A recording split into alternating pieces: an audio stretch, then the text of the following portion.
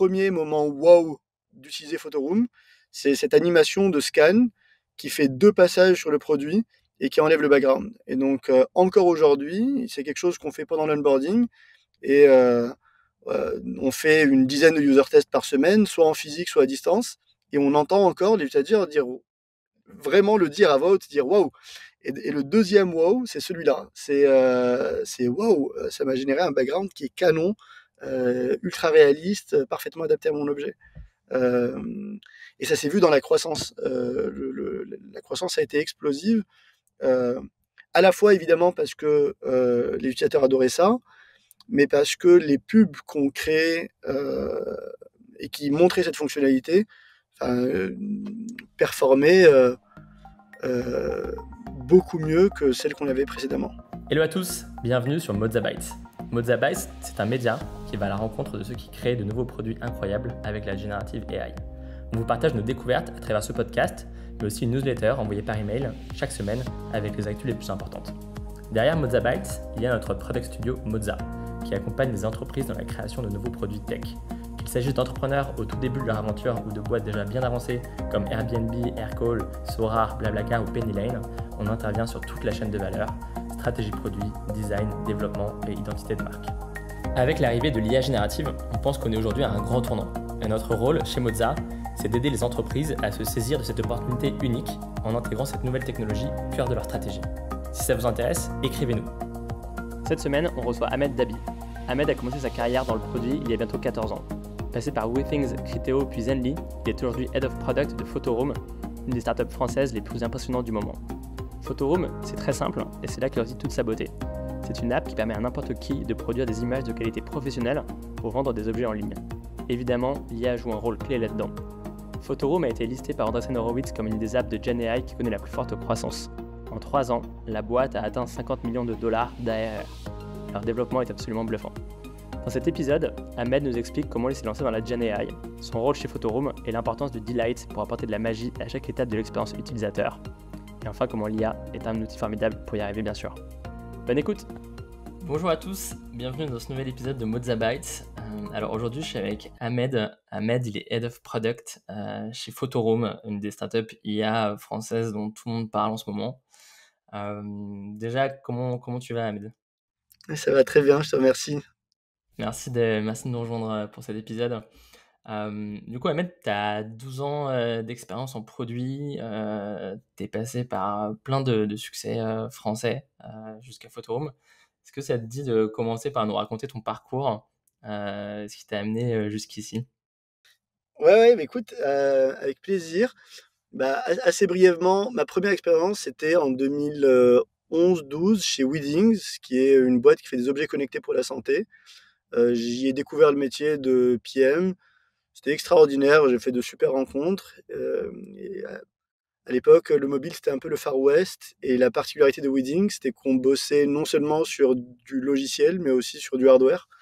Et donc, il y avait une grosse multitude de compétences et des contraintes que tu n'avais pas forcément dans des boîtes pure software. On s'est vraiment bien amusé et j'ai vu la boîte grossir de 25 à 250 personnes. J'en garde d'excellents souvenirs. Après Weezing, j'ai fait un bref passage en B2B dans la pub chez Criteo. J'en garde un super souvenir aussi, mais c'était assez bref, ça a duré 1 an et demi. Euh, on y a monté une offre de retargeting online-offline. Et donc en fait, on permettait à des boîtes de faire de la pub euh, qui targetait des gens qui allaient par la suite faire un achat en physique en magasin. Donc super expérience, assez brève. Et puis j'ai rencontré Alix Mougenot, qui allait devenir mon cofondateur pour une boîte qui s'appelait TravelBiz, qui est une boîte consumer mobile social. L'idée qu'on a eue à l'époque, c'était, on a réalisé que euh, beaucoup de gens avaient plus de 2-3 ans de photos sur leur téléphone et que ces photos avaient de la géoloc. Et on a trouvé un moyen de les scanner très rapidement et de créer une carte assez automatiquement de tous les endroits que tu connais. Et donc on s'est beaucoup amusé à travailler là-dessus. On a levé de l'argent, monté une super équipe. Malheureusement, ça n'a pas décollé comme on voulait. On a fini par rejoindre une boîte extraordinaire qui bossait sur des sujets similaires, qui s'appelle Zenly, Et j'y ai passé les 3 dernières années. Pareil, une super expérience. Voilà, à la fin de Zenly, j'ai un peu découvert la Gen AI avec Stable Diffusion et ChatGPT. Et j'ai passé 5-6 mois à bosser sur des side projects et faire un peu de freelance, notamment avec Photoroom. Et j'ai adoré la boîte, les valeurs, le produit. J'ai fini par les rejoindre comme Head of Product en juin, donc il n'y a pas si longtemps que ça. Ok. Et du coup, avant qu'on se lance sur Photoroom, parce qu'évidemment, j'ai plein de questions à te poser Ouais. sur ce produit et cette entreprise, comment était la culture produit chez Zenly? Je pense que Zenly a tiré l'écosystème vers le haut, notamment sur tout ce qui est social, mobile, et même a construit, je pense, un des produits référence au niveau international là-dessus. Est-ce que tu peux nous raconter la culture product de Zenly? Ouais, écoute, Zenly, ce qui est de particulier, j'ai rencontré chez Zenly des gens, enfin, excellents dans à peu près tous les métiers. Donc évidemment, côté engineering, côté design, product, growth, marketing. Donc c'était, enfin, le niveau était hyper élevé partout. Euh, et si je devais choisir, la particularité de la culture produit, c'était qu'on passait énormément de temps à créer un produit qui crée de l'émotion chez les utilisateurs. Et donc, tu avais, enfin, évidemment une fonctionnalité, donc quelque chose que tu avais envie de créer parce que tu avais entendu parler à des dizaines d'utilisateurs et compris que c'était quelque chose qui allait pouvoir les intéresser. Mais à chaque fois qu'on pensait avoir résolu le problème, on se demandait comment on pouvait aller 10 fois plus loin. Et on faisait ça systématiquement pour à peu près chaque chose qu'on faisait. Et donc je pense que c'est probablement la boîte où je suis allé le plus loin dans chacune des réflexions produits que j'ai pu avoir. Euh, et, euh, et ce souci du craft, du détail, de ce qu'on appelait le delight et de créer des émotions positives chez nos utilisateurs, c'était au centre de toutes les réflexions. C'est hyper marrant parce que quand on faisait des interviews avec les utilisateurs, on leur montrait une nouvelle feature et on les voyait sourire. Et parfois, l'objectif de la feature, c'était pas d'augmenter, d'ailleurs, enfin, souvent, c'était pas d'augmenter une métrique, euh, c'était de provoquer une émotion chez l'utilisateur. Euh, et ça, enfin, c'était vraiment très agréable.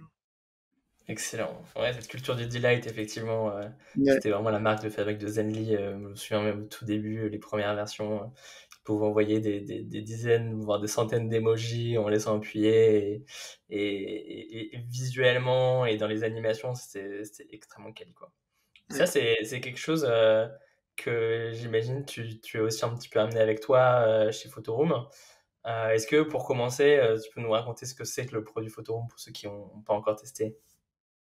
Ouais, le produit Photoroom, c'est un éditeur photo, mobile d'abord, mais aussi web, qui utilise de l'AI pour permettre à nos utilisateurs d'aller le plus vite possible d'une photo prise sur leur téléphone à un listing online. Et donc, le gros de nos utilisateurs, c'est des gens qui vendent des choses sur Internet. Et c'est vraiment très large, il y en a énormément. Euh, et l'alternative pour eux, pour publier une belle photo sur une marketplace, sur leur site e-commerce, etc., c'est de faire appel à un photographe qui va faire un shooting photo pro, etc. Beaucoup n'y ont pas accès et Photoroom leur permet, grâce à de l'IA, d'arriver à un niveau de professionnalisme ultra élevé à un coût assez faible. Ce choix du mobile first sur un usage qui finalement est assez professionnel, c'est quelque chose d'assez original en France. En tout cas, il y a 4 ans, quand Photoroom s'est lancé, c'était un vrai pari. Quelle a été la réflexion derrière?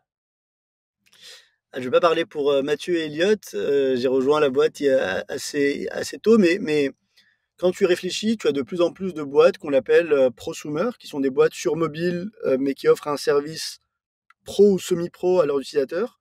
Et la raison pour ça, c'est que tu as énormément de gens qui gèrent leur business principalement depuis leur mobile. Et donc, quand tu penses à quelqu'un qui vend des sacs vintage en ligne. En fait, une grosse partie de son activité, ça va être de créer des posts sur Insta, de publier, de prendre des photos du produit avec son téléphone, de créer des listings sur 4-5 marketplaces. Et donc, naturellement, 80% de son business a lieu sur son téléphone.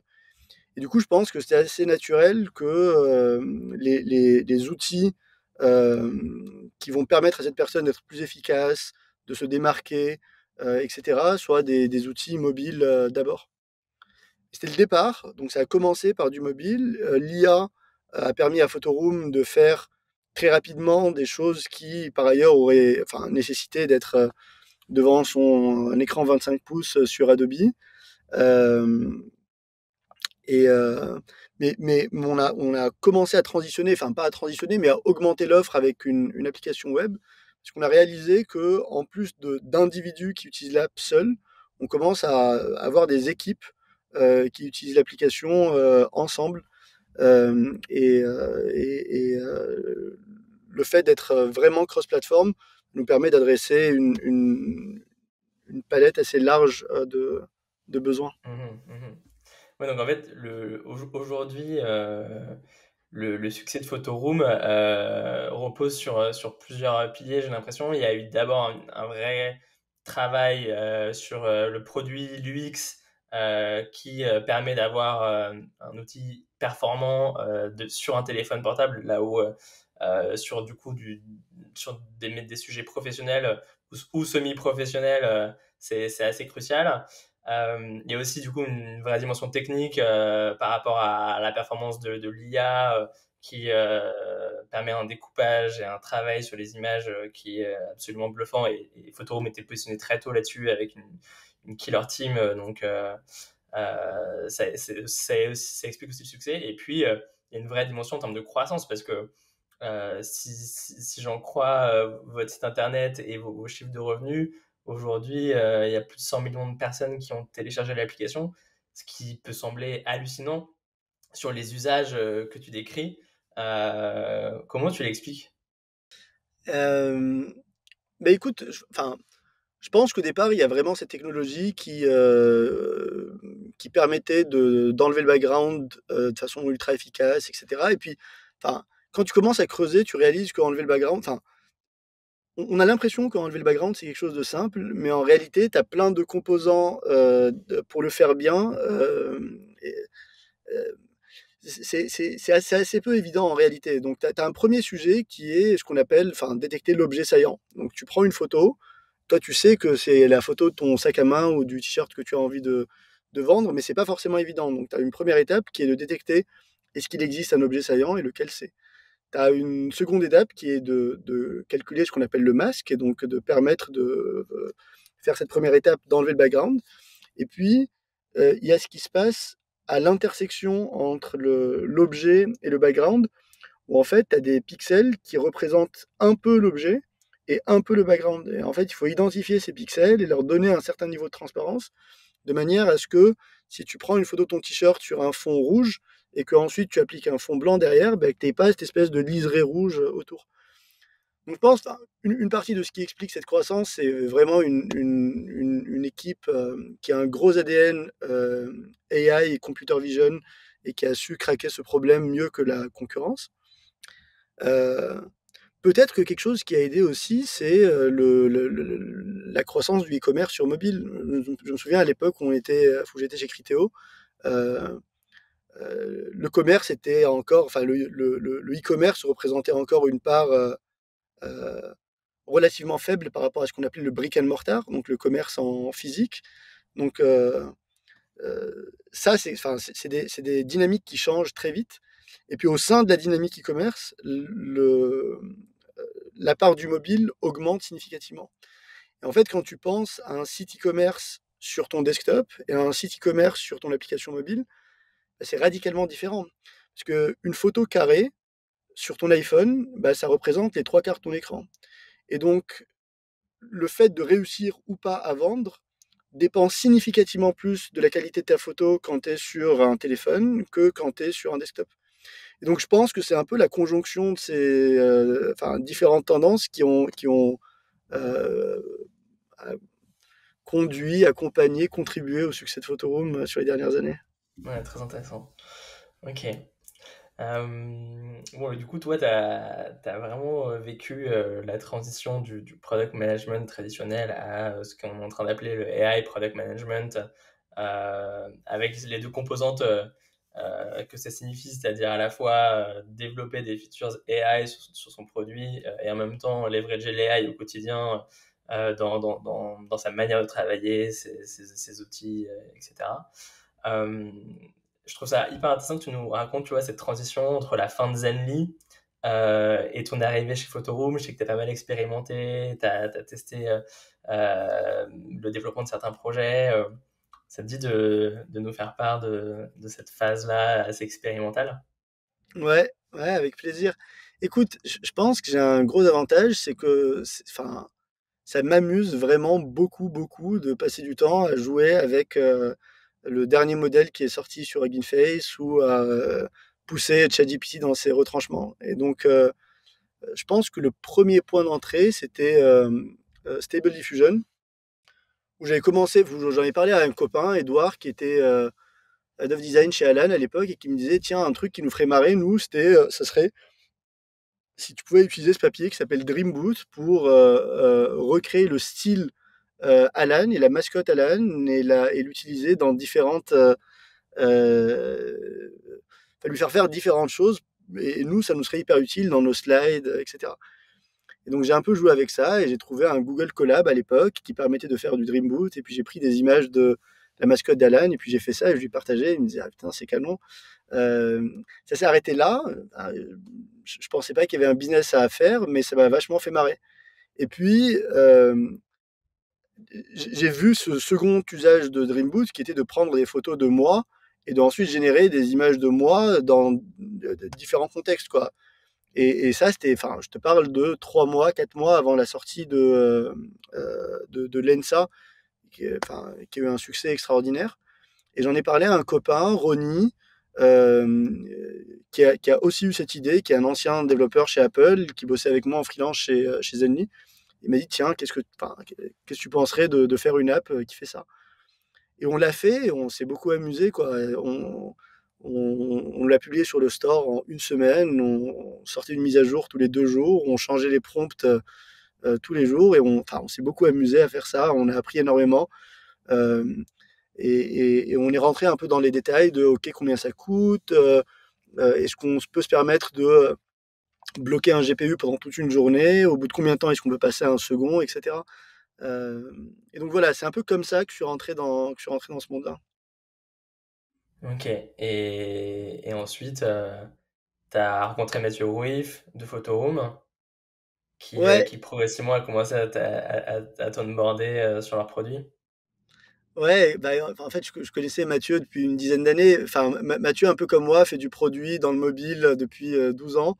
Donc, on évolue un peu dans les mêmes cercles. On s'est rencontrés à l'époque où j'étais chez Weezings. Il avait monté A-Crowd à l'époque. J'étais un des premiers bêta-testeurs de Photoroom quand ça s'appelait BG, je pense, à l'époque, ou Background. Euh, et à l'époque, ils me demandaient si je connaissais de bons PM à recruter. Et puis, je leur en ai présenté quelques-uns. Euh, euh, et puis, je lui ai dit, écoute, il y en a aucun avec lequel ça a fonctionné. Je lui ai dit, écoute, ce que je te propose, vous commencez à faire de la Gen AI. Euh, Moi, je m'amuse beaucoup à faire ça.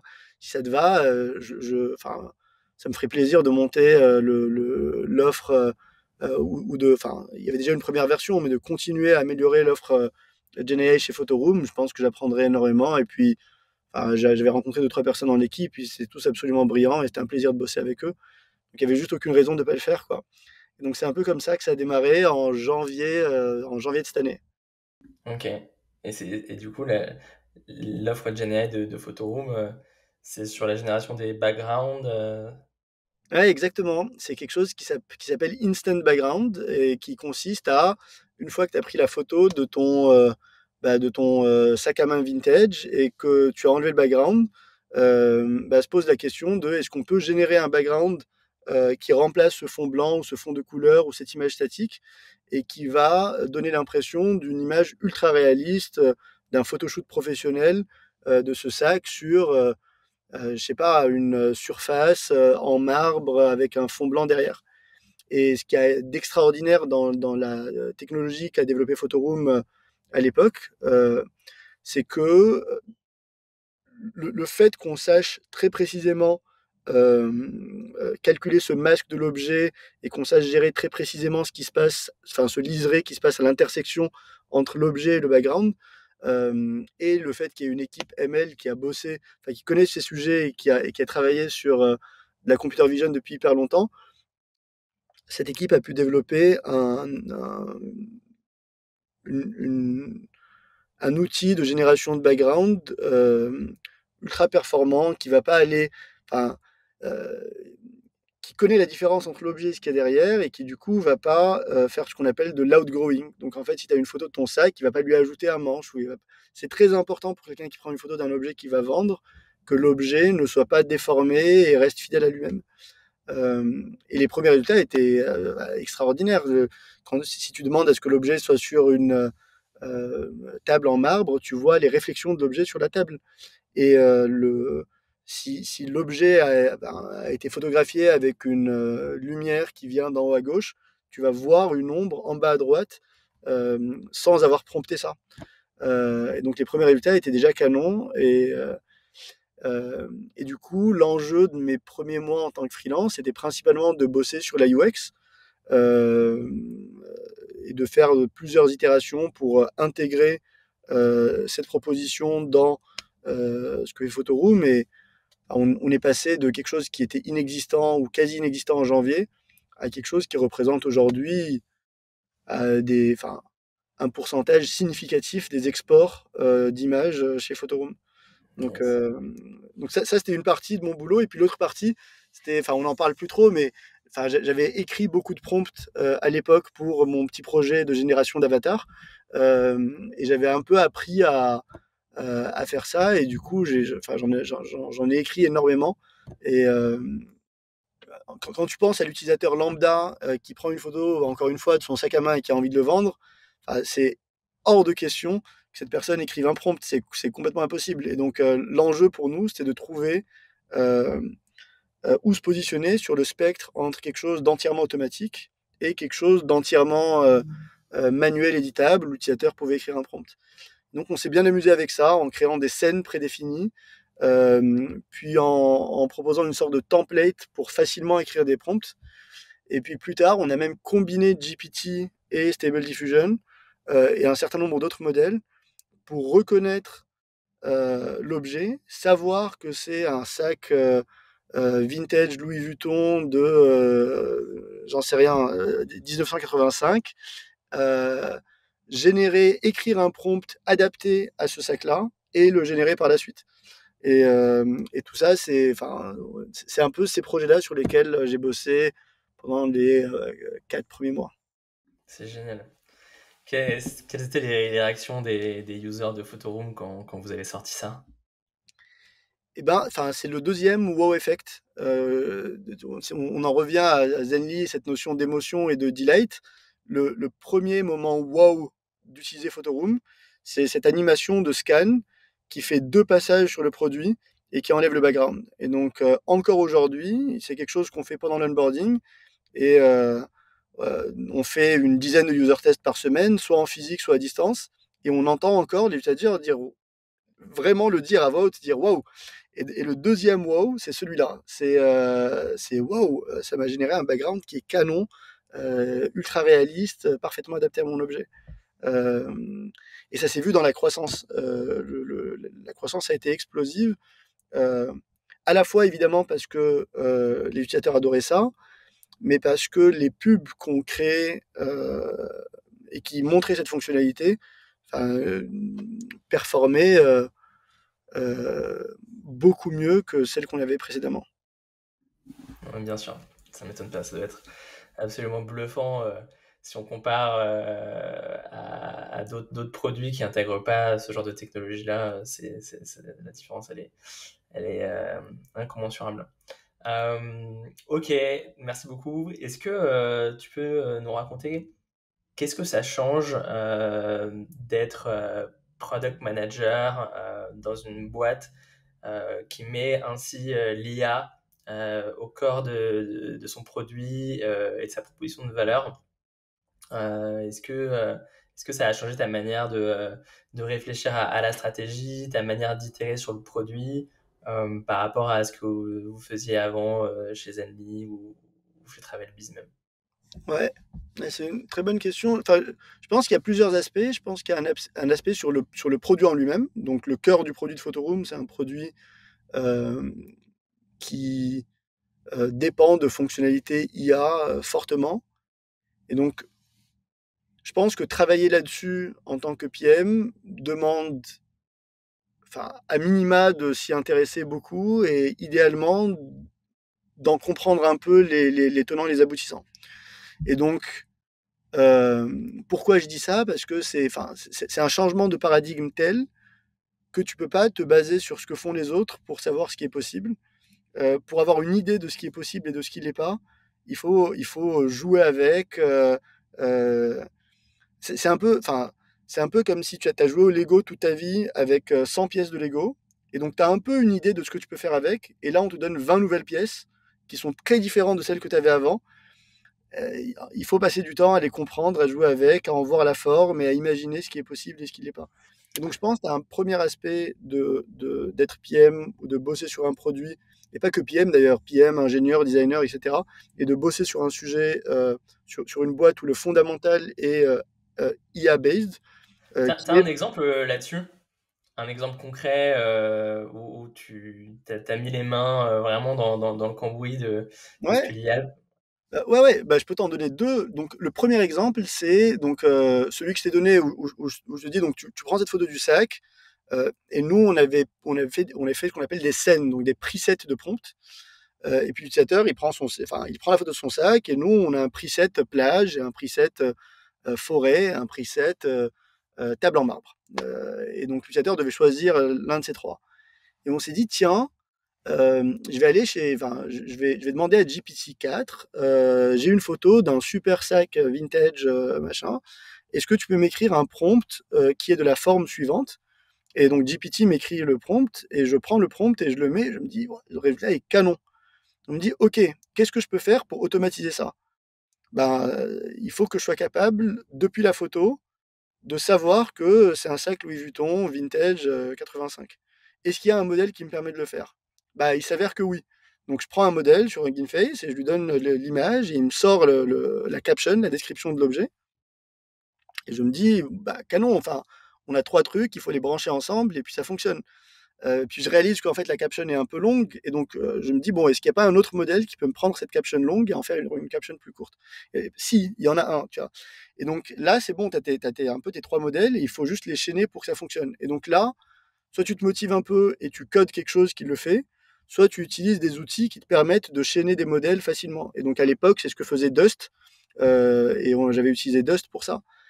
Et donc, Dust, c'est ce qu'il faisait à l'époque, c'est que donc tu chaînes un peu tes modèles et puis il te sort un endpoint que tu peux appeler, qui a en entrée l'image et en sortie les prompts. Et donc, j'ai fait ça et ça m'a pris 2 jours. Et je donne ça à l'équipe en leur disant, je pense que ça serait canon à tester. Et donc, on le teste dans l'appli. Vu que c'est juste un nouvel appel à faire, bah, ça prend une demi-journée. On se convainc que c'est extraordinaire. Et puis ensuite, on le met en prod. Ça prend quelques semaines de plus, mais c'est live. Donc ça, c'est un premier exemple d'un truc canon. Mais pour imaginer, pour savoir que c'est possible et pour y penser, je pense que c'est important d'avoir joué un petit peu avec et de s'autoriser à tester et d'aller mettre un peu les mains dans le cambouis. Et un second exemple qui est en cours, enfin qu'on est en train de shipper là tout de suite sur Android, qui va sortir bientôt sur toutes les plateformes, c'est que on complimente les photos de nos utilisateurs. Et donc c'est un peu pareil. Tu prends la photo de ton sac, euh, on, on détecte un certain nombre de caractéristiques de ce sac, et puis on appelle un second modèle qui, juste après le fait d'avoir enlevé le background, va dire à l'utilisateur, euh, ce sac Louis Vuitton est canon et qui va te mettre un petit emoji sac à côté. Et ça, c'est énorme et ça fait marrer nos utilisateurs. Et c'est exactement le genre de feature qui va faire bouger. Enfin, on ne s'attend pas à ce que ça fasse bouger une métrique immédiatement, mais ça crée une connexion émotionnelle avec les utilisateurs. Et même si ça ne le fait pas, c'est cool. C'est génial. C'est là qu'on sent la petite patte Zenly aussi, quoi. Bien entendu. Ouais, ouais. Ok. Et du coup, t'allais me parler du coup d'un deuxième élément important qui change sur de l'AI Product Management. Ouais, je pense que la seconde partie, c'est complètement indépendante du fait que ton produit ait de l'AI ou pas. C'est juste, enfin, c'est juste se dire que ces outils, c'est un peu l'armure Iron Man. Si tu les acceptes et que tu joues vraiment avec, c'est des outils d'augmentation de productivité extraordinaires. Et donc, je pense qu'il faut se forcer un peu dans toutes tes petites étapes enfin, dans un peu tout ce que tu fais au jour le jour, de te dire, tiens, est-ce qu'il n'y a pas quelque chose en chaînant deux, trois modèles qui me permettrait d'être plus efficace à faire ce que je fais. Et la réponse est souvent si. Euh, J'essaie de trouver des exemples concrets, mais les capacités de traduction de GPT sont extraordinaires parce que tu donnes du contexte. Et donc récemment, on a shippé une feature où on voulait donner un nom aux couleurs que choisissaient les utilisateurs. Et donc il s'avère que l'organisme W3 a donné des noms officiels à 140 couleurs. Et il fallait traduire ces 140 couleurs dans je sais pas, 15 langues qu'on gère. On l'a fait faire par Google Translate, les résultats étaient médiocres. On a écrit un prompt GPT qui dit euh, ceci est le nom officiel W3 d'une couleur en anglais. Est-ce que tu peux le traduire dans langue de destination? Fais attention à ne pas faire de traduction littérale. L'important, ce n'est pas que la traduction soit littérale, mais que la traduction fit avec la couleur choisie. Et les résultats sont vraiment deux, trois fois mieux que ce qu'on aurait fait avec Google Translate. Euh, c'est un exemple, mais je regarde le temps qui passe, mais je pourrais t'en donner des dizaines. Vas-y, hein. On a des bots qui font des résumés de Slack thread. On a des bots qui analysent les retours de nos utilisateurs sur les différentes plateformes. Euh, et c'est hyper utile. Je réfléchis un peu. Qu'est-ce qu'on peut utiliser d'autre récemment? Dans le contexte de Photoroom, en tout cas, c'est les deux. Ah oui, je pense qu'il y en a un troisième qui est extraordinaire. C'est juste des gens qui ne sont pas devs. Euh, le niveau de ce que tu peux coder en tant que personne qui a une culture technique ou qui est ingé mais qui n'a pas codé professionnellement depuis longtemps, comme c'est mon cas.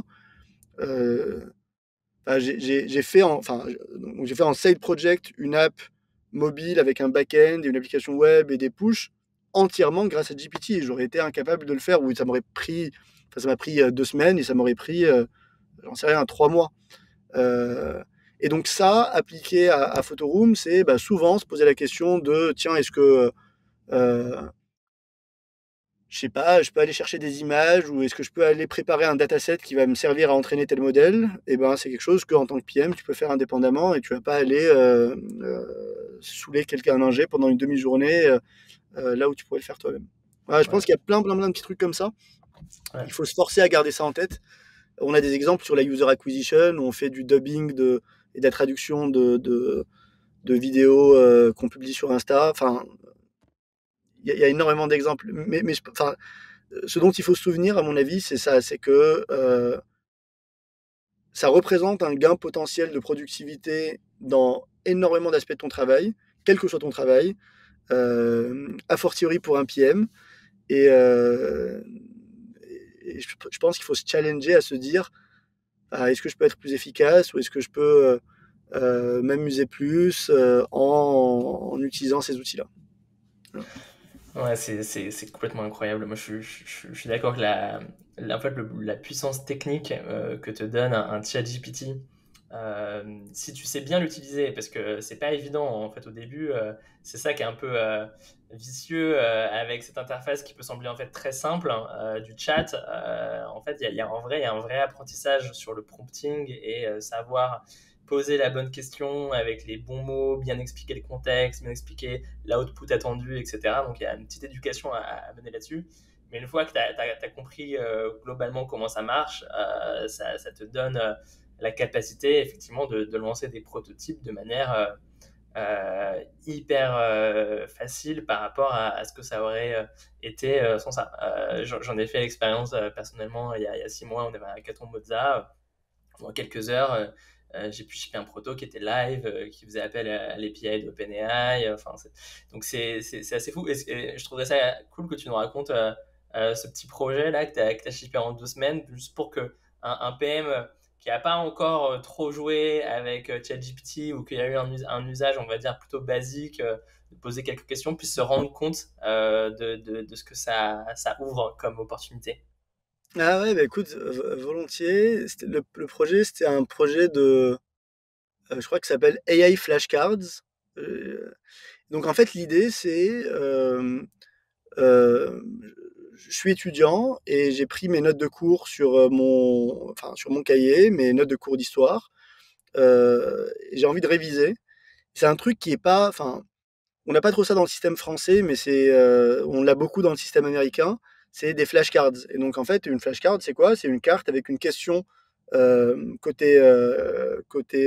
d'un côté de la carte et puis la réponse de l'autre côté de la carte. Et donc pour réviser, tu passes les cartes et tu regardes la question et puis tu retournes pour voir la réponse et si tu as la bonne réponse, c'est que tu connais le sujet. Et donc je me suis dit, est-ce qu'on peut faire ça automatiquement sur la base d'un cours euh, qu'un, qu'un, que quelqu'un qui est en, je sais pas, quatrième, troisième, ou un étudiant en médecine, il a pris ses notes sur son cahier, qu'est-ce que je peux lui générer des flashcards automatiquement? Et déjà pour répondre à la question, tester cette hypothèse, c'est hyper facile parce que tu prends un bout de texte et tu le donnes à GPT et puis tu promptes un peu en lui disant, ce que je viens de te donner, c'est du texte qui représente des informations que j'ai envie d'apprendre. Est-ce que tu peux, s'il te plaît, me les mettre sous forme de flashcards? Et j'aimerais que tu me représentes ça par un JSON qui soit un tableau. Et dans chaque tableau, tu as un objet avec question-réponse. Et puis tu me mets le contenu à l'intérieur. Et j'ai envie que tu m'en mettes un max. Euh, et voilà. Et donc tu as le résultat et tu dis, bah ouais, ça fonctionne. Et puis tu dis, ok, bon, qu'est-ce qui se passe si le texte est trop long? Ok, est-ce que je peux demander à GPT et lui dire, ok, ça c'est la première partie sur trois d'un texte pour lequel et puis tu dis exactement la même chose, et puis la seconde et la troisième, et ensuite tu rassembles ces gisons ensemble.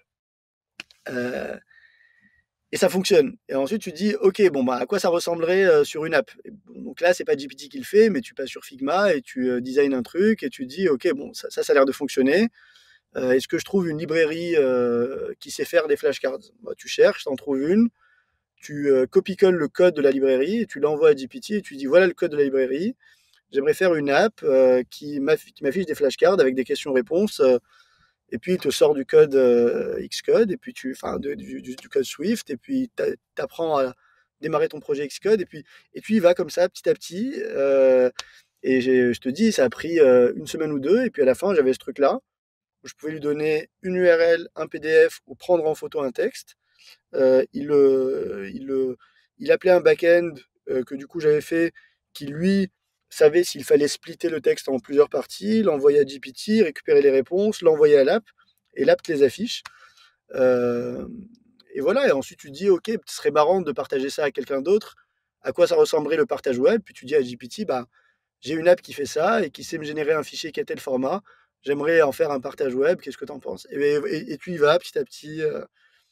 Et donc voilà, c'était de janvier à juin, je travaillais avec Photoroom 3 jours par semaine et je faisais des petits projets comme ça le reste du temps. C'est très marrant. Ouais, ouais, c'est génial. En vrai, il n'y a rien de mieux pour apprendre sur Ouais. ces sujets qui sont tout nouveaux.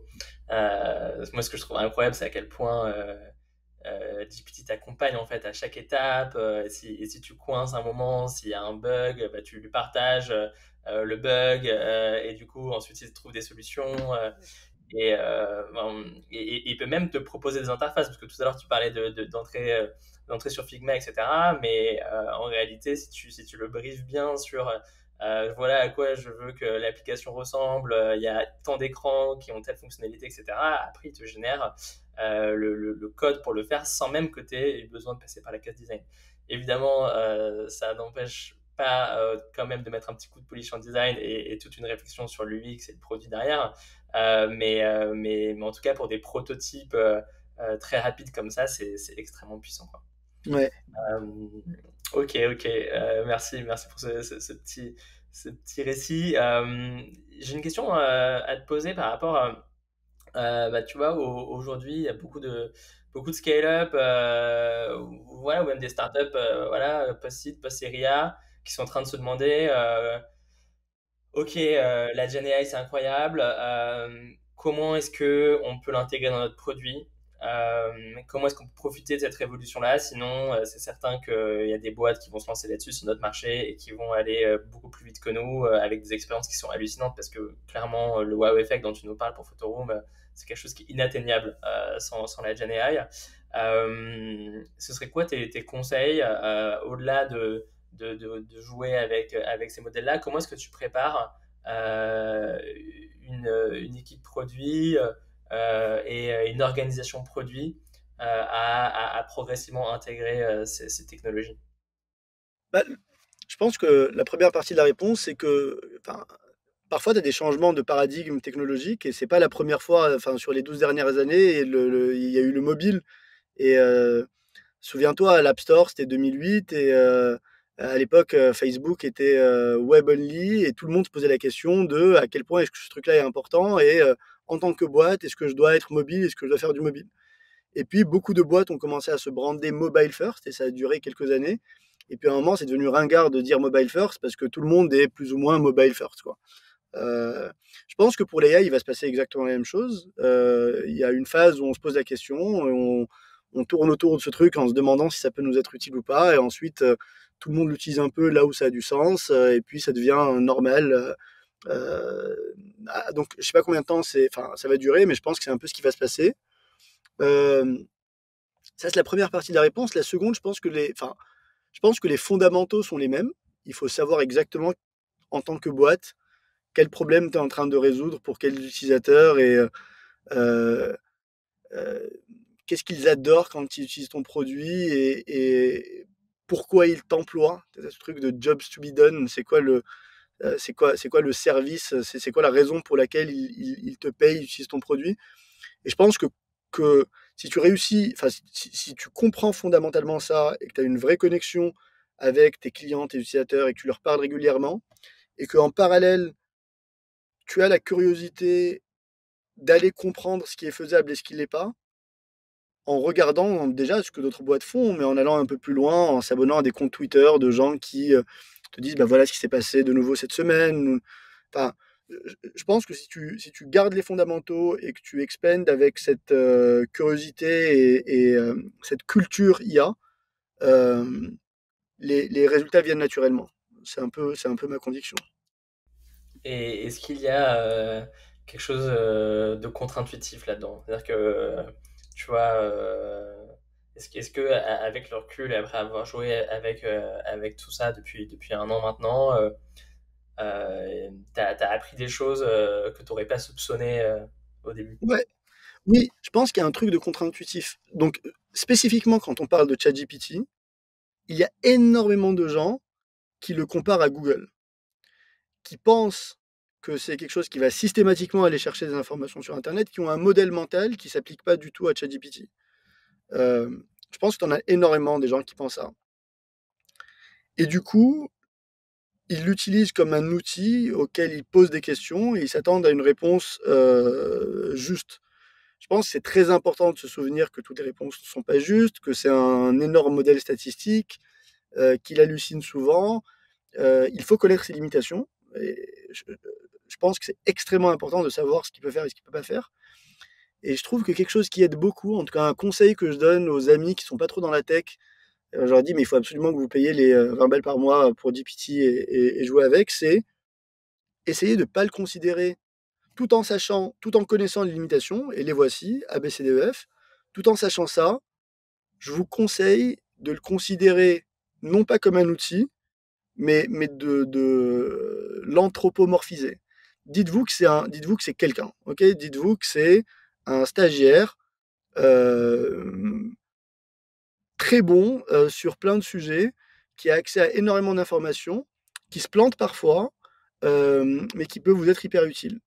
Ben, si vous aviez ça à disposition, 24 heures sur 24, 7 jours sur 7, que vous pouviez lui poser n'importe quelle question et qu'il répondrait immédiatement, si vous aviez accès à ça, et en illimité, c'est-à-dire vous n'en avez pas un de stagiaire, vous avez une infinité de stagiaires qui ont les capacités, les caractéristiques que je viens de présenter.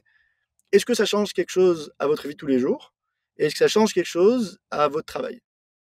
Si la réponse est non, c'est que vous manquez d'imagination. Et je pense que c'est. Donc la réponse est forcément oui, il faut juste aller le chercher. Et donc la plupart des potes à qui j'ai dit ça, il y a eu un déclic qui s'est passé et ils ont commencé à l'utiliser un peu différemment. Je pense que ce truc-là est contre-intuitif. Enfin, c'est un énorme champ de texte dans lequel on tape quelque chose et il se passe quelque chose. Et le modèle mental auquel on l'associe le plus, c'est Google. Mais en réalité, c'est très différent et je pense que ça prend un peu de temps pour le comprendre. À 100%. Très bon hack. Est-ce que, Ahmed, il y a des produits IA qui sont sortis récemment qui t'ont particulièrement interpellé? C'est quoi les boîtes que tu suis qui t'excitent sur ces sujets? Euh, ouais, écoute, il y en a pas mal. Évidemment, je vais pas parler de Photoroom, mais en France, il y a Dust que je trouve vraiment très cool. Ils ont une super équipe. Ce que Dust fait, c'est donc ils ont une approche très B2B en disant GPT euh, est très bon à répondre à des questions spécifiques si jamais tu lui donnes du contexte. Et donc, nous, ce qu'on va faire, c'est qu'on va tirer tout le contexte de ta boîte. Et donc, on va récupérer ton Notion et ton Slack, etc. Et on va te permettre de poser des questions à ton Slack ou à ton Notion. Ils sont en train de bosser sur des intégrations avec Slack qui sont vraiment canons. Et je trouve, cette boîte, enfin, je trouve ce qu'ils font canon et j'ai aucun doute qu'ils vont continuer à shipper de super Ouais. features. Euh, On a interviewé Gabriel Hubert, son ah CEO, yes.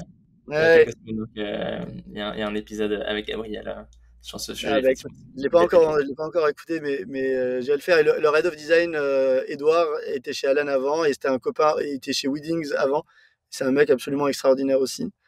Et peut-être que je réfléchis. Ouais, la deuxième, donc il y a j'ai changé de navigateur deux fois en 12 ans, et la deuxième fois, c'est là récemment, où je suis passé sur Arc.